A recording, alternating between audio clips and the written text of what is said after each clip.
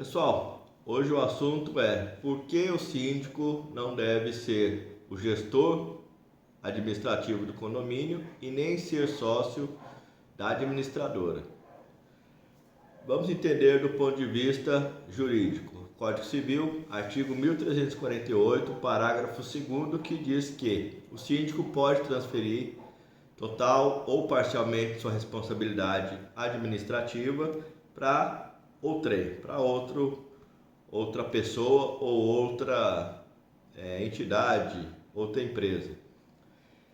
Desde que, existe uma regra, desde que seja aprovado em assembleia, ou seja, precisa ser uma aprovação prévia, e não aprovação posterior, ou esteja estabelecido de forma contrária na convenção.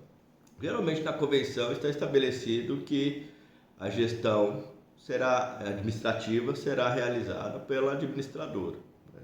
Mas se não houver essa determinação na convenção, vale sempre o que diz o Código Civil, que deve ser aprovado previamente em assembleia a contratação da administradora, escolha e contratação da administradora. Mas o que acontece? O porquê que é prejudicial um modelo de autogestão, ou seja, aquela gestão interna, onde o síndico está diretamente ligado à gestão administrativa, os procedimentos administrativos, ou se ele é sócio da administradora. Primeiro, do administrativo, autogestão. A autogestão costuma ser prejudicada pela falta de conhecimento ou até profissionalismo dos envolvidos. Você tem uma autogestão, geralmente a contabilização começa a ser prejudicada, não se usa um sistema adequado para a contabilização, como as administradoras costumam utilizar. Existe grande risco de não ser contabilizado algumas despesas ou ocorrer a despesa e não haver nenhuma documentação suporte, que isso aí abre precedente para vários outros problemas, E tem a questão da administradora ser de posse do síndico. Qual que é o problema nisso? Primeiro, isso tem que ser aceito em assembleia previamente. Se não for aceito, independente de ser de propriedade do síndico ou não, já é um procedimento errado. Já pode ser, inclusive, impugnada a contratação por conta disso, porque não está sendo observado nem a lei, e nem possivelmente o que está previsto na convenção. Segundo, a administradora sendo de propriedade do síndico, você tem aí um prejuízo de segregação. É basicamente como se fosse uma autogestão, porque geralmente as administradoras se reportam ao síndico. Uma vez que o síndico é proprietário dessa administradora, nós estamos dizendo que existe uma figura só. O síndico e a administradora, na verdade, são as mesmas pessoas, pessoa jurídica ou física, do ponto de vista mais amplo, eu digo, se configura na mesma pessoa.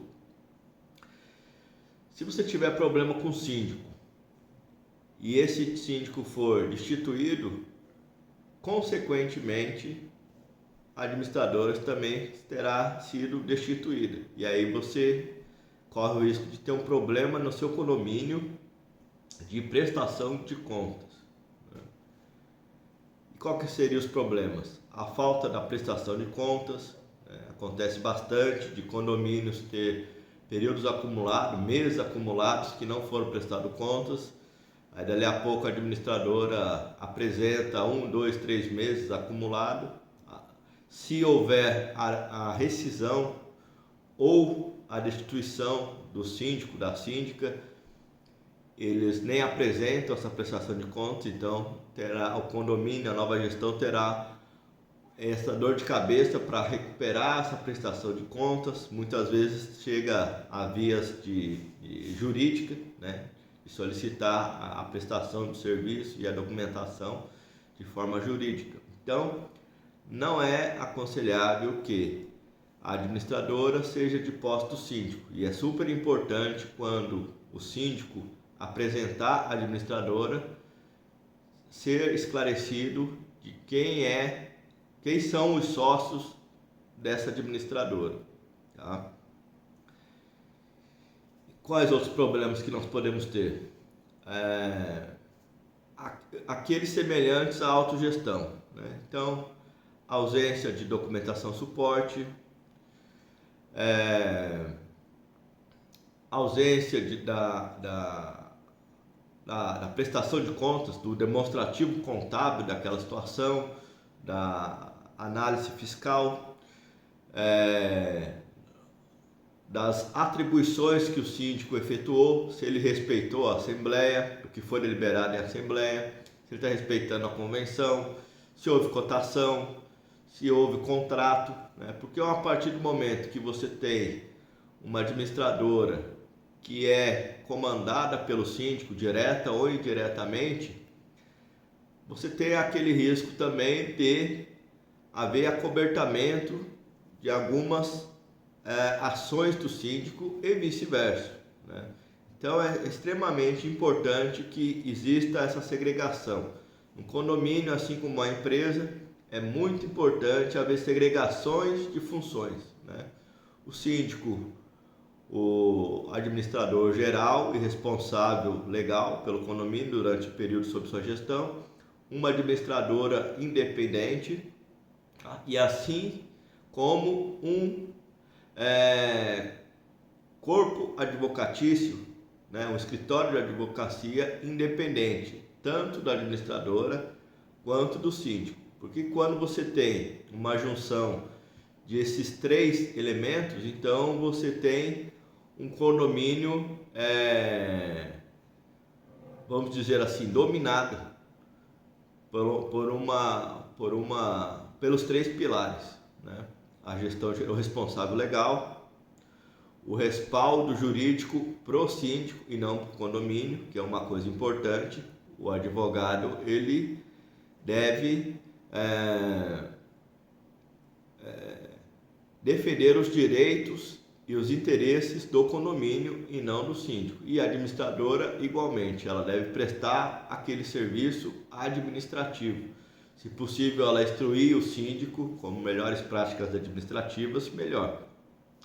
Se não, resta prejudicado isso, porque ela vai estar simplesmente seguindo ordens do síndico, né? E como eu falei anteriormente, pode haver acobertamento de situações irregulares, tanto do síndico quanto da própria administradora, com respaldo ainda jurídico. Então, quando você for contratar um síndico profissional, ou até mesmo orgânico,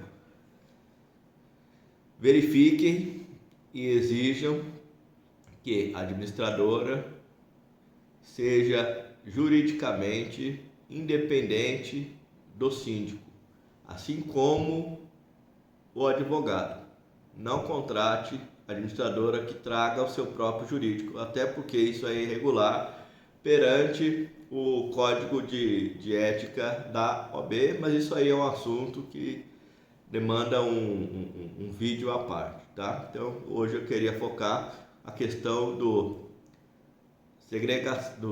da segregação entre síndico e administradora para que não haja esse tipo de problema, ou ao menos não corra o risco de você ter esse problema, né?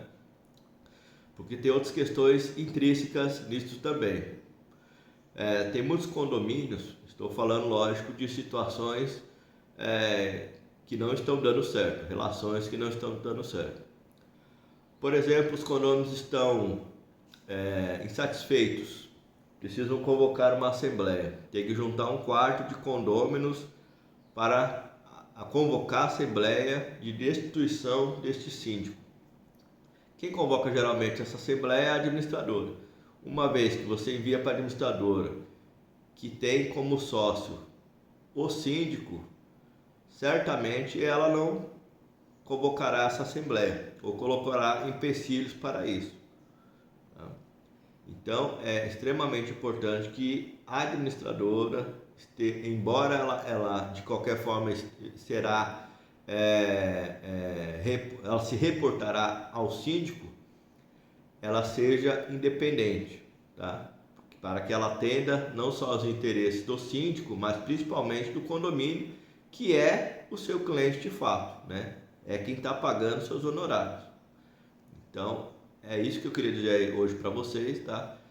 Esse alerta de o síndico não ser sócio da administradora e nem o modelo de autogestão, que se torna às vezes ainda pior, porque não tem um sistema adequado, às vezes a prestação de contas é feita num Excel com várias falhas, ausência de documento, ausência de contabilização equivocada, às vezes ausência de extratos bancários, ocorre uma série de problemas, né? Então, para uma gestão começar certa, já é interessante observar essas questões.